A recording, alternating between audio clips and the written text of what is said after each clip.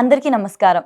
ఈరోజు మనతో పాటు ఉన్నారు ప్రముఖ ఆధ్యాత్మికవేత్త మరియు జ్యోతిష్య పండితులు డాక్టర్ గుండపూడి శివసుధీర్ శర్మ గారు. ఈరోజు గురువుగారితో మాట్లాడి మనకున్న సందేహాలన్నిటిని కూడా నివృత్తి చేసుకుందాం.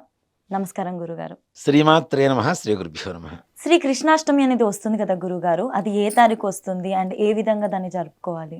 నేను శ్రీకృష్ణాష్టమి ప్రతి సంవత్సరం కూడా శ్రావణ బహుళ అష్టమి అంటే పౌర్ణమి వెళ్ళిన తర్వాత 8వ రోజుని శ్రీకృష్ణాష్టమిగా మనం పండుగ చేసుకుంటూ ఉంటాం. ఇట్లా కృష్ణాష్టమి అంటే 2 రకాలు ఉన్నాయి నాన్న.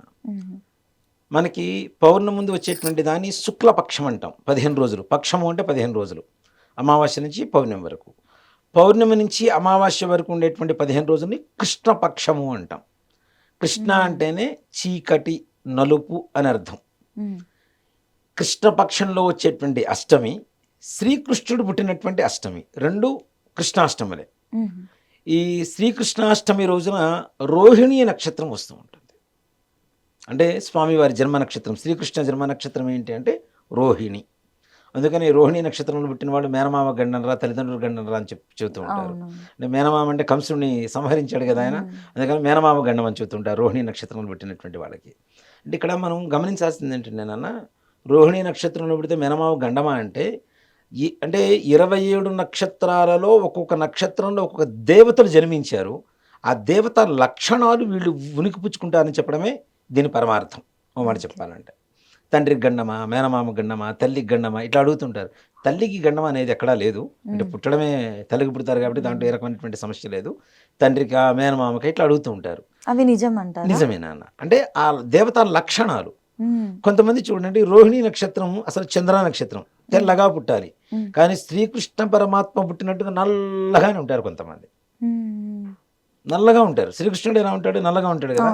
అలాగే నల్లని కృష్ణయ్య అని పిలుస్తుంటాం మనం. వీళ్ళు కూడా కొంతమంది ఆ లక్షణాలు పుచ్చుకొని నల్లగా పుడుతూ ఉంటారు. అలాగే ఈ రోహిణీ నక్షత్రం అష్టమి కలిసి వచ్చిన రోజునే శ్రీకృష్ణాష్టమి. మరి శ్రీకృష్ణాష్టమి రోజున ఏ విధంగా పూజ చేసుకోవాలి అంటే, అసలు శ్రీకృష్ణుడు పుట్టింది అర్ధరాత్రి. ఆయన పుట్టింది అక్కడ జైల్లో. దానికి అందుకని శ్రీకృష్ణ జన్మస్థానం అంటారు జైలుని సంస్కృతంలో. ఆయన పుట్టింది అక్కడే కాబట్టి అర్ధరాత్రి 12 గంటలకు పుట్టారు.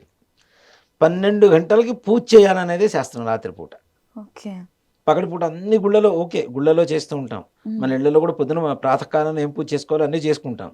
కానీ విశేషమైనటువంటి ఆయన పుట్టిన సమయంలో పూజ చేయాలి అనేటువంటిదే శ్రీకృష్ణాష్టమి అసలు రహస్యం కూడా. మరి ఈ సమయం వరకు ఏం తినకుండా ఉండాలి, ఉపవాసం ఉండాలి కదా అంటే, నిజంగా ఉండగలిగినటువంటి వాళ్ళు ఉండొచ్చు. దాంట్లో ఏ రకమైనటువంటి సమస్య లేదు. ఉండలేనటువంటి వాళ్ళు ఉంటారు. తినకుండా ఉండలేకుండా స్వామివారి పూజ చేసుకోవాలన్న తపన ఉంటుంది మనసులో. హెల్త్ సహకరించకపోవడం, షుగర్ ఉండొచ్చు, బీపీ ఉండొచ్చు, ఏదైనా టాబ్లెట్స్ వేసుకోవాల్సిన అవసరం రావచ్చు. టాబ్లెట్స్ వేసుకోవాలంటే ఏదైనా తినాల్సిందే కదా. కాబట్టి అల్పాహారం కొద్దిగా ఏదైనా టిఫిన్ లాంటివి తినడం అనేది తప్పేం లేదు. దాంట్లో టిఫిన్ ఫ్రూట్స్ ఇట్లాంటివి ఏవైనా పాలు ఇట్లాంటివి తీసుకోవచ్చు. ఇవి అతిగా తీసుకుంటే నిద్ర వస్తుంది కదా. ఎక్కువ తింటే నిద్ర వచ్చేస్తుంటుంది. నిద్ర వస్తే మన మనస్సు మన కంట్రోల్లో ఉండదు. మనసు కంట్రోల్, ఇప్పుడు నిద్రపోయిన తర్వాత మన మనసు మన కంట్రోల్లో ఉంటుందా? ఏవో రకమైనటువంటి పిచ్చి పిచ్చి ఆలోచనలు వస్తాయి, పిచ్చి పిచ్చి కళలు వస్తూ ఉంటాయి. అంటే ఏంటి, ఆ నిద్రావస్థలో ఉన్నప్పుడు మన మనస్సు మన కంట్రోల్లో ఉండదు. కాబట్టి ఎక్కువ తింటే నిద్ర వస్తుంది. కాబట్టి ఎక్కువ తినకుండా మితాహారం తింటే చక్కగా జీవనం ముందుకు వెళ్తూ ఉంటుంది. రాత్రి సమయంలో ఏం చేయాలి అనేటువంటి విషయానికి వస్తేనన్నా, శ్రీకృష్ణ పరమాత్మకి అది పటం కావచ్చు, విగ్రహం కావచ్చు, ఏ రకమైనటువంటి దేనికైనా సరే పూజ చేసుకోవచ్చు. దాంట్లో ఇక్కడ పటం ఏముంది, అసలు పటం కూడా లేదు, నామస్మరణ చాలు. పటం కూడా లేకుండా చేయగలిగినంత స్థాయికి మనం వెళ్తే పటం కూడా అక్కర్లా. దేవుడు ఎక్కడున్నాడో తెలుసుకునే స్థాయిలో మనం ఉంటే పటం దేనికి? ఇంకా విగ్రహాలు దేనికోసం? నిగ్రహం కోసమే. దేవుడు ఇలా ఉంటాడమ్మో, ఇలా ఉన్నాడు కాబట్టి భయం, భక్తి 2 పుట్టుకొస్తాయి. ఆ స్థాయి దాటిపోతే అసలు ఇవేవి అక్కర్లా. ఇప్పుడు ఉన్నటువంటి అఘోరా లాంటి వాళ్ళు, వాళ్ళకి విగ్రహారాధన కూడా ఏం లేదు కదా. శూన్యంలోనే భగవంతుడిని చూస్తూ ఉంటారు కదా. ఒక భక్తుడు వివేకానంద దగ్గరికి వెళ్ళాడు. వెళ్ళి నాకు మంత్రం ఇవ్వండి స్వామి, నేను జపం చేసుకుంటాను అన్నట్ట. చేసుకో, సిద్ధి పొందాలి అంటే గణపతి మంత్రాన్ని ఇచ్చాట. ఆయన గణపతి మంత్రాన్ని ఇస్తే ఈయన కొన్ని రోజులు జపం చేసుకొని వచ్చాడు శిష్యుడు. స్వామి, ఇవాళ నాకు స్వామివారి పాదాలు కనబడుతున్నాయి, నాకు మంత్రం సిద్ధించినట్టే చాలు అన్నట్ట. అంటే లేదు ఇంకా సిద్ధించలేదు, ఇంకా కొన్ని రోజుల తర్వాత మళ్ళీ జపం చేసుకొని రాపో అన్నాడు. మళ్ళీ కొన్ని రోజుల తర్వాత మళ్ళీ వచ్చాడు. స్వామివారి వరదాభయస్తాలు కనబడుతున్నాయి స్వామి నాకు ఇవాళ, చాలు స్వామి మంత్రం సిద్ధించినట్లే అన్నట్టు. లేదు నాయన ఇంకా కొన్ని రోజులు జపం చేసుకుని రాపు అని పంపించారు. మరలా కొన్ని రోజులకి స్వామివారి 4 చేతులు కనబడుతున్నాయి, శంఖహస్తం పాశాస్తం కనబడుతుంది, వరదాభయస్తాలు కనబడుతున్నాయి, పాదాలు కనబడుతున్నాయి, చాలు స్వామి సిద్ధించినట్లే అన్నట్ట. లేదు మళ్ళీ కొన్ని రోజులు పోయి చేసుకుని రాపు అన్నట్ట. మళ్ళీ కొన్ని రోజుల తర్వాత వచ్చి స్వామివారి ముఖార విందం, ముఖం కనబడుతుంది స్వామి నాకు, చాలు స్వామి ఇంకా సిద్ధించినట్లే అన్నట్ట. ఇంకా లేదురా పోయి కొన్ని రోజులు చేసుకొని జపం చేసుకొని రాపో అన్నాడు. మళ్ళీ వెళ్ళాడు, మళ్ళీ వచ్చాడు, స్వామి ఇవాళ నాకు మంత్రం మొత్తం సిద్ధించింది, స్వామివారి సుందర విగ్రహం మొత్తం కనపడిందని చెప్పాట. లేదు ఇంకా సిద్ధించలేదు, ఇంకా కొన్ని రోజులు పోయి జపం చేసుకుంటామని చెప్పాట వివేకానంద. ఇంకానా?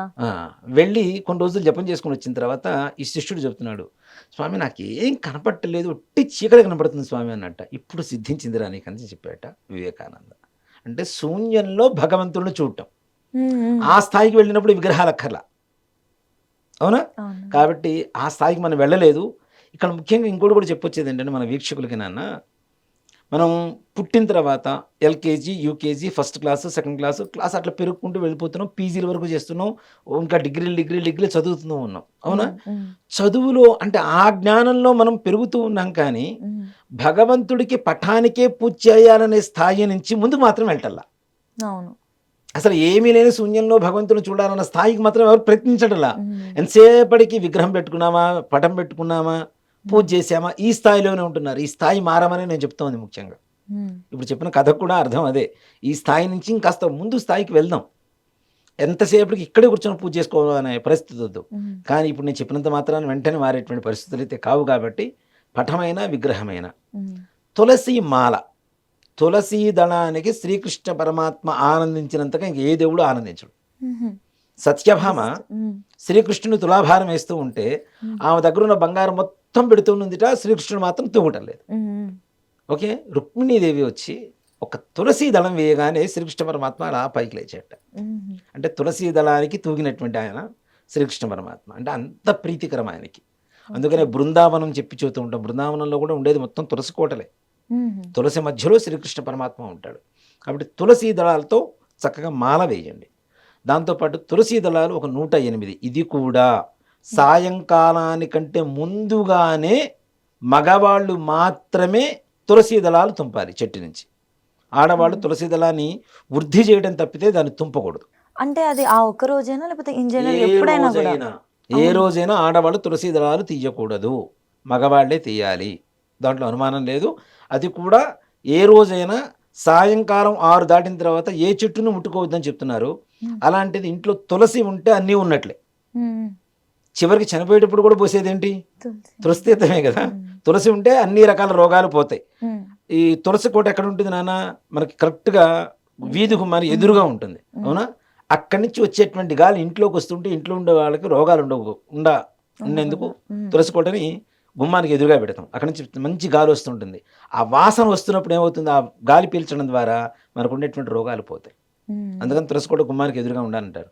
తులసి అంటే ఇంట్లో అన్ని సర్వరోగ నివారిణి. ఇప్పుడు అందరూ యాడ్స్లో చూస్తూ ఉంటాం, టీ పొడిలో తులసి ఉందని, దాంట్లో తులసి ఉంది, దీంట్లో తులసి ఉందని చెప్తున్నారు. ఇలాంటి తులసి ఇంట్లో ఉంటే ఏ రోగాలు రావునా అని చెప్పి కొన్ని లక్షల సంవత్సరాల క్రితమే మన ధర్మం చెప్పింది. అంత పవిత్రమైంది అది. కాబట్టి తులసి సాయంత్రం 6 గంటల లోపల మాత్రమే ఇంట్లో మగవాళ్ళు మాత్రమే తుంపాలి. తులసి మాల ఆడవాళ్ళు కట్టవచ్చు.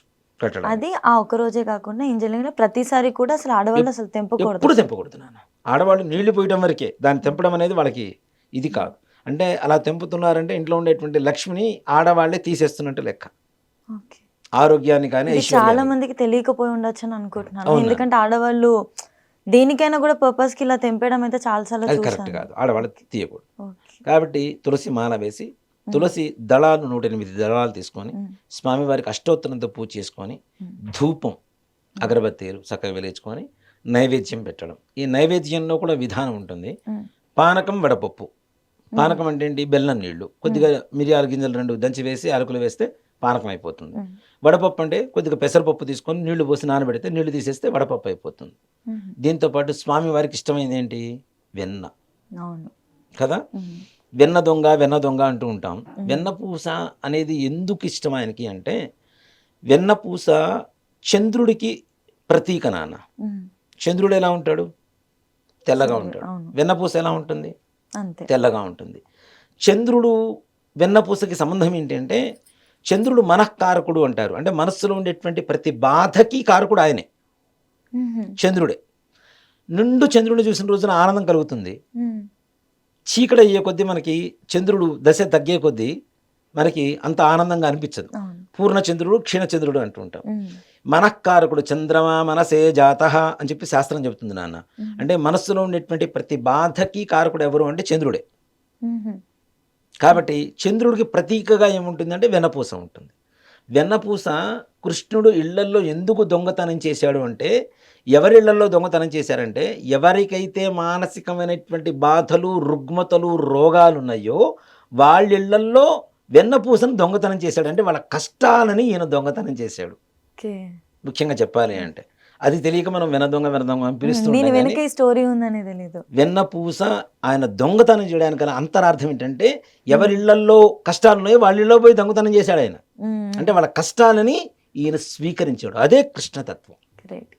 కృష్ణుడు అంటే నల్లగా ఉంటాడు. హ్మ్.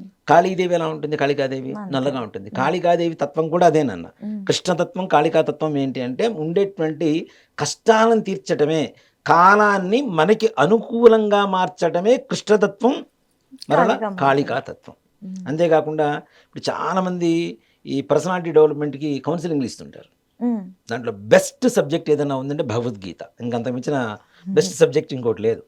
ప్రతి ఒక్క ప్రాబ్లంకి సొల్యూషన్ ఉంది అని అంటారు. గాంధీ గారు లాంటి వాళ్ళే ఏదైనా అనుమానం వస్తే గీతామ గ్రంథం అని ఒక పుస్తకం ఉంటుంది నాది, భగవద్గీతకు సంబంధించింది. హ్మ్. ఏ అనుమానం వచ్చినా ఏ పేజీ ఓపెన్ చేసినా, ఎలాంటి అనుమానానికైనా ఏ పేజీ ఓపెన్ చేసినా దాంట్లో సమాధానం దొరికేది ఆయనకి. హుహు. అంటే గీత అనేది అంత పర్సనాలిటీ డెవలప్మెంట్కి మనకు వచ్చేటువంటి ఒక గొప్ప సబ్జెక్టు. హ్మ్. మన రాతను మార్చేటువంటి మంచి ఒక పురాణం ఓ మాట చెప్పాలంటే. అందరికి ఉపయోగపడేది. అందరికి ఉపయోగపడేది. నేను అందరికీ అదే చెప్తాను. హ్మ్. ఇంట్లో భగవద్గీత పుస్తకం ఉండటం అలంకారం కోసం కాదు, మన షోకేసుల్లో అలంకారం కోసం కాదు. హ్మ్. ఆ గీతలో ఉండేటువంటి శ్లోకాలు పిల్లలకు నేర్పించడం మొదలు పెడితే భవిష్యత్తులో వీడు కోర్టు బోనెక్కి పుస్తకం మీద ప్రమాణం చేయాల్సిన అవసరం ఉండకుండా పోతుంది చాలా బాగా చెప్పారు. కదా. అంతే అవును కదా. గురుగారు. హ్మ్. ఈ గీతలో శ్లోకాలు నేర్చుకుంటే వీడి పరమార్థం తెలిస్తే వాడు పెద్ద అయిన తర్వాత తప్పులు చేయడు. అవును. తప్పులు చేయాల్సిన అవసరం ఉండదు, కోర్టు బోన్ ఎక్కాల్సిన అవసరం ఉండదు, దాని మీద పుస్తకం మీద ప్రమాణం చేయాల్సిన అవసరం అంతకంటే రాదు. కాబట్టి హ్మ్. భగవంతుడు శ్రీకృష్ణ పరమాత్మ మనకి ఇచ్చినటువంటి దివ్యోపదేశం ఏదైనా ఉంది అంటే ముఖ్యంగా 18 అధ్యాయాల భగవద్గీత. మనిషిలాగా ఎలా ఉండాలి, ధర్మాన్ని ఎలా మనం ముందుకు తీసుకువెళ్ళాలి అనేటువంటి గొప్ప పుస్తకం ఏదైనా ఉంది అంటే అది భగవద్గీత తప్పితే వేరే ఇంకోటి లేదు. దానికి మించింది ఇంక ఈ ప్రపంచంలోనే ఏం లేదు. లేదు. మన తలరాతను మార్చే గీత ఏదైనా ఉంది అంటే భగవద్గీత. భగవద్గీత ఒక్కటే. అలాంటి గీతని పారాయణ చేయండి. లేదా కనీసం ఇప్పుడు భగవద్గీత అంటే చాలామంది చావు చోట్ల పెట్టేటువంటి ఒక ఆడియో క్యాసెట్ అనుకుంటున్నారు నాన్న. అది తప్పు. చనిపోయిన తర్వాత కాదు, బ్రతుకున్నప్పుడు నేర్చుకుంటే ఇంట్లో వాళ్ళు ఎవరన్నా చనిపోయినా కూడా స్థితప్రజ్ఞత కలగడానికి అవకాశంగా ధైర్యాన్ని ఇచ్చేటువంటి పుస్తకం ఏదైనా ఉందంటే అది భగవద్గీత కదా. సంతోషం ఉన్నప్పుడు హెమ్మ పగలబడి నవ్వటం, బాధ వచ్చినప్పుడు ఏడవటం, ఇవన్నీ లేకుండా ఉంచేది ఏదన్నా పర్సనాలిటీ డెవలప్మెంట్ ఉందంటే ఎలా ఉండాలి, ఎప్పుడు స్ట్రాంగ్గా ఉండాలి అని చెప్పేదే భగవద్గీత. అలాంటి గీతనిచ్చినటువంటి శ్రీకృష్ణ పరమాత్మ జన్మదినం రోజున ఇలాంటి ప్రసాదాలు వెన్నపూస నైవేద్యం పెట్టడం అనేటువంటిది ఒక ఆనవాయితీ. దాంతోపాటుగా మనకి బయట పచారీ షాప్స్లో దొరుకుతుంటే నాన్న, అసలు ఇది చాలామంది కూడా తెలియదు, మోదీ పుల్లలు అని చెప్పి బయట అమ్ముతుంటారు. మోదీ పుల్లలు అంటే చిన్న చిన్న ఒక చెట్టుకు సంబంధించినటువంటి చిన్న పుల్లలు నాన్న. అవి మనం ఒకసారి పంట కింద పెట్టుకుని నవిలితే మిరియాల కంటే కారంగా ఉంటాయి. ఈ పెప్పర్ పౌడర్ ఉంటుంది, దానికంటే ఇంకా కారంగా ఉంటుంది మనకి.